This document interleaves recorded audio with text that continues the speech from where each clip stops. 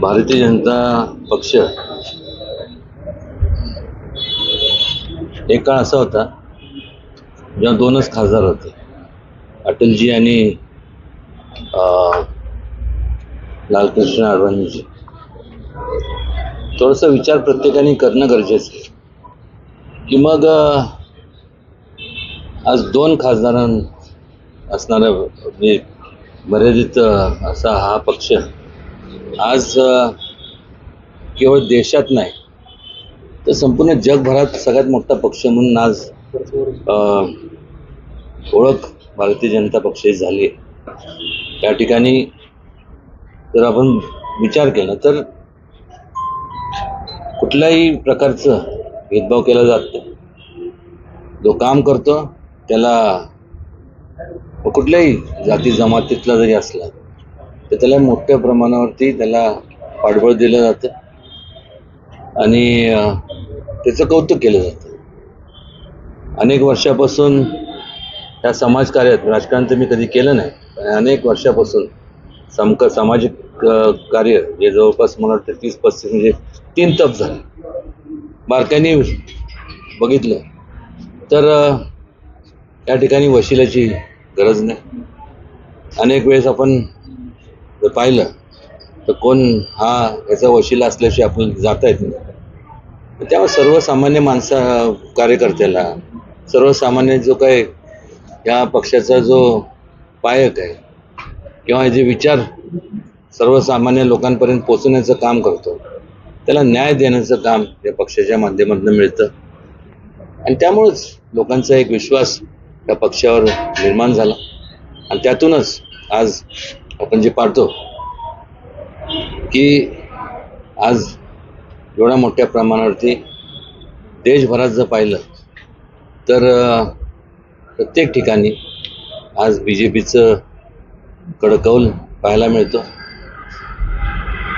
मी असं म्हणणार नाही की बाकीच्यांची आयडिओलॉजी पक्षांची चुकीची आहे, पण एक निश्चित या ठिकाणी मला सांगायचं वाटतं की त्यांची आयडिओलॉजी त्या काळात सर्वसामान्यांना जर न्याय त्यांनी दिला असता तर आज त्यांचा पण पक्ष मोठा झाला असता. ते देऊ शकले नाही.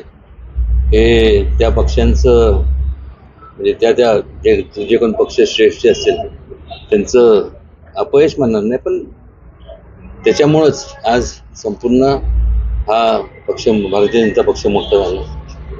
महाराज साहेब, तुमची भाजपवर निष्ठा आहे, मात्र सध्या आता राजकीय वर्तुळामध्ये एक वेगळी चर्चा सुरू आहे की तुम्ही तुतारीचे पवार साहेबांसोबत चर्चा केलेली आहे किंवा फोनवर बोलणं झालं. एक लक्षात घ्या,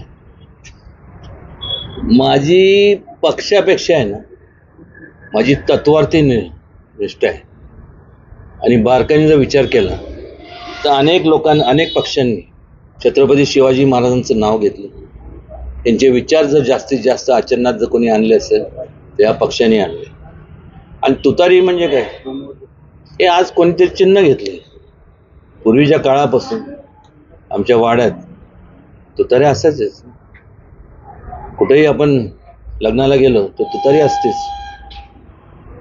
त्यामुळं चिन्ह चांगलं आहे हे जरी खरं असलं तर पण मला कुठल्या दुसऱ्या पक्षाच्यावरती भाष्य करायचं नाही. त्यांचा सगळ्या शेवटी पक्ष वाढवण्याकरता त्या पक्षातले जे श्रेष्ठ आहेत, पक्षश्रेष्ठी आहेत, ते जरूर प्रयत्न करणार आणि त्यांनी करावेत. त्याचप्रमाणे भारतीय जनता पक्षसुद्धा प्रयत्न करतोय आणि करणार आणि यशाच्या दृष्टिकोनातनं वाटचाल प्रत्येक ठिकाणी आपल्याला भारतीय जनता पक्षाची पाहायला मिळते. तर तारीख काय कळाली? कुठली तारीख? तिकीट जाहीर कर. हिंडून फिरून सारखं तोच विषय असतो तिकिटाचा. आता एक करा, तुम्ही कसलं तिकीट पाहिजे मला सांगा, ते जाऊन द्या.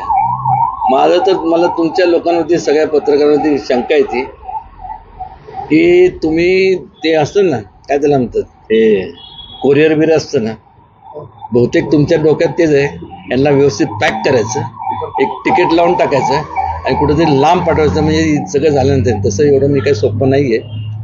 आणि आहे होऊन जाईल.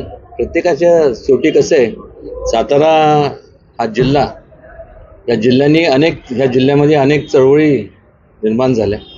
या जिल्ह्याने देशाला, महाराष्ट्राला आणि देशाला दिशा देण्याचं काम केलं.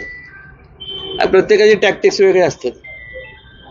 शेवटी सातारा बोट ठेवलं की बाकीच्या तडजोडी होत राहतात. म्हणून सातारा ही एक आगळी वेगळी ओळख आहे साताऱ्याची. धन्यवाद.